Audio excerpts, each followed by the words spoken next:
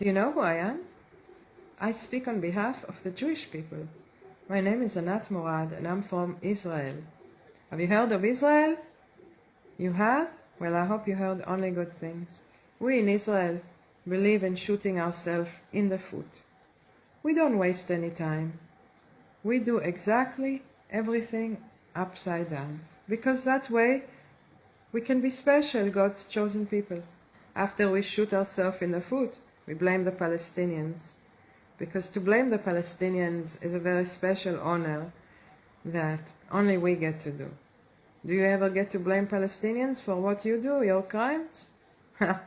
It's much easier to go through life that way, trust me, especially when we are the biggest criminals in the world. Do you remember when we bombed King David Hotel long time ago? No? Good, forget about that. Remember what we did to the flotilla to Gaza?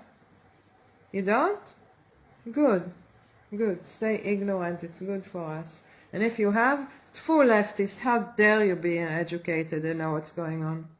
Anyway, I wanted to tell you about my stupid, crazy sister. She refused to be a soldier. Huh? Is she crazy? Why refuse to be a soldier? It's a good thing to die for a piece of land. But she refused to be a soldier without even one lie. And using the psychiatrist, I told you she's crazy. She used to go to the psychiatrist all the time in the army and cry and say, I don't want to be in the army. Well, and they used to make her wait for hours to see the psychiatrist. So she would be waiting in this hall room with usually 6 other men soldiers, and they would be crying and crying. And she'd tell them, why are you crying? And they tell her, we will never forgive ourselves for what we did. Like, what did you do? You are being a soldier fighting for a piece of land. What are you crying about? Anyway, then she tries to go and have lunch. When she went to have lunch, she can hear this sound from the lunch while she's eating her knedelach. Good food in the Israeli army, best food in the world. So she's eating her knedelach and her lunch, and she can hear, ooh, ooh. She thought there was a war going on. Who knows, nuclear weapons? Sounded very weird, like creepy.